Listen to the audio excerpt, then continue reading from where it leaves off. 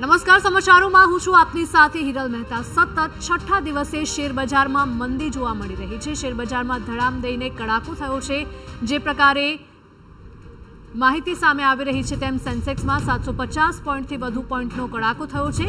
એનએસઈ એટલે કે national stock exchange પણ 240 પોઈન્ટ ડાઉન થયું છે। ફાર્મા પર ટેરિફ અને આઈટી શેરોમાં વેચવાલીને કારણે મંદી જોવા મળી રહી છે। બજારમાં મિડ કેપ અને સ્મોલ કેપના અનેક શેરોમાં ધોવાણ થયું છે। સેન્સેક્સ 80,000ની સપાટીની નજીક પહોંચ્યો છે। એનએસઈ પણ 24,640ની મહત્વની સપાટીની નજીક પહોંચ્યું। સતત છઠ્ઠા દિવસે શેરબજારમાં મંદીના વાદળો ઘેરાયા છે। સેન્સેક્સમાં 750થી વધુ પોઈન્ટનો કડાકો બોલ્યો છે। નેશનલ સ્ટોક એક્સચેન્જ પણ 240 પોઈન્ટ ડાઉન થયું છે। ફાર્મા પર ટેરિફ અને આઈટી શેરોમાં વેચવાલીને કારણે મંદી જોવા મળી રહી છે। મિડકેપ અને સ્મોલ કેપના અનેક શેરોમાં ધોવાણ થયું છે। સેન્સેક્સ 80,000ની સપાટીની નજીક પહોંચ્યો છે। એનએસઈ એટલે કે નેશનલ સ્ટોક એક્સચેન્જ પણ 24,640ની મહત્વની સપાટીની નજીક પહોંચ્યો છે। રોકાણકારો હવે ચિંતામાં મુકાયા છે।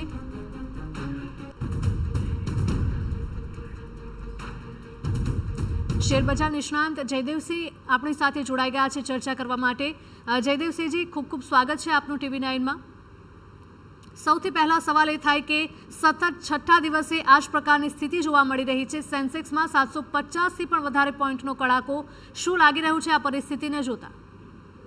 બિલકુલ, સતત 6 દિવસથી ભારતીય શેરબજારમાં વેચવાલી જોવા મળી રહી છે અને આજે વહેલી સવારે જે રીતે ડોનાલ્ડ ટ્રમ્પે સોશિયલ ટ્રુથ ઉપર તેમણે પોસ્ટ મૂકી કે ફાર્માસ્યુટિકલ કંપનીઓ ઉપર પણ અમે 100% ટેરિફ લગાવીશું, તો આ વાતને લઈ અને ભારતીય શેરબજારમાં વેચવાલી હાવી થતી જોવા મળી છે।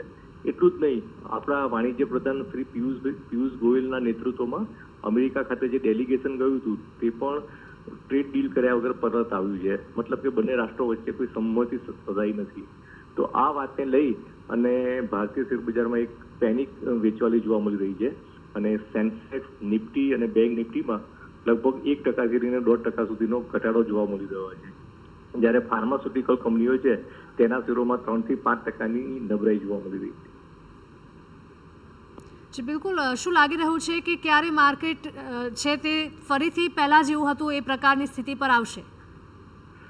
બિલકુલ, જે રીતે અમેરિકા અને ભારત વચ્ચે ટ્રેડ ડીલ લઈને જે મિટિંગો થઈ રહી છે અને તેમાં અત્યારે કોઈ સફળતા મળતી હોય તેવું જાપતું નથી, પણ બની શકે કે આવનારા 1-1.5 મહિના દરમિયાન અમેરિકા અને ભારત વચ્ચેની જે ટ્રેડ ડીલની વાત છે તેના પર થોડીક સહમતિ સધાય તો ફરીથી બજારમાં સ્થિરતા પણ જોવા મળશે અને ત્યાર પછી ઉત્તરોત્તર તેજી પણ જોવા મળી શકે છે। કારણ કે ટેરિફને લઈને જે ચિંતાઓ છે તેને બજાર વધારે માર્ક્સ આપી રહ્યું છે, જ્યારે સ્થાનિક લેવલે જે પોઝિટિવ ઘટનાક્રમ થઈ રહ્યા છે તેના ઉપર રોકાણકારોની નજર નથી।